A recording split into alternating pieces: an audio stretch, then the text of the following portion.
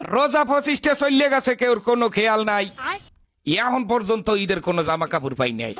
না মামুরা দেশে, না চাচারা দেশে, না বড় ভাইরা দেশে। ওকুলে রাকিব পের কেনা শেষ, রনির কেনা শেষ, কাউসারের কেনা শেষ, হগল দুন্নের সবার কেনা শেষ।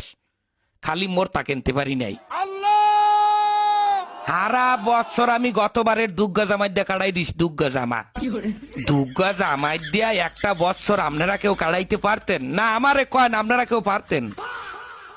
এখন আমার গায়ে যে জামাগুয়া এইটার ক্যাতকুলি সিরা এবং এমন কায়দায় সেরছে যে মানের সামনে বই আমার হাত জাগাইয়া যে আমার মাথা চুলকামু হ্যার উপায় নেই, হেলে ক্যাতকুলিসি নেইবে।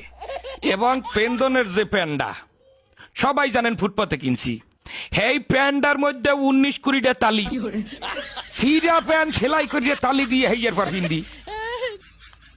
আমি আমার বাপ মা, আত্মীয় স্বজন, বড় ভাই ব্রাদার, মামু খালু, বোন বোনাই যারা আছেন সবাই কাছে হাত জোর করিয়ে কই গেলাম, 27 রোজার মধ্যে যদি আমার কেনাকাটা না করিয়া দেন বোঝেন, হ্যালে এবছর ঈদে আমি কোনো জামা কাপড় পিনবো না।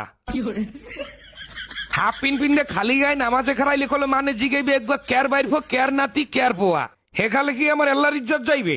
গেলে কলো সবাই ইজ্জত যাইবে। আমি ভালো করে বলি, আবারও শোনেন। স্বাস্থ্য মামা তো দুলা ভাইরা, চাকরিজীবী বড় ভাইরা, মামু খালু চাচা ফুফারা একটা একটা পাঞ্জামি দিলেও আমার কলো 15-16টা পাঞ্জামি হয়ে যায়।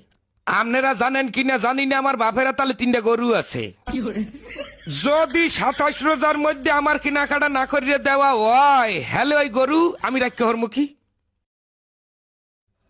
ওই গরু আমি আডে উড়াইয়া বেচছে পেটটা ভরিয়ে খামু, বন্ধু বান্ধব লইয়া ববের খাওয়া খাইয়া মার্কেটে যাই, কিন্তু সবটা মার্কেটে খরচ করবো। আপনারা অনেকেই কইতে পারেন যে এটা অসম্ভব কাজ, কিন্তু অসম্ভবকে সম্ভব করা অনন্ত জলিলের কাজ, এটাও আপনাকে মাথায় রাখতে হইবে।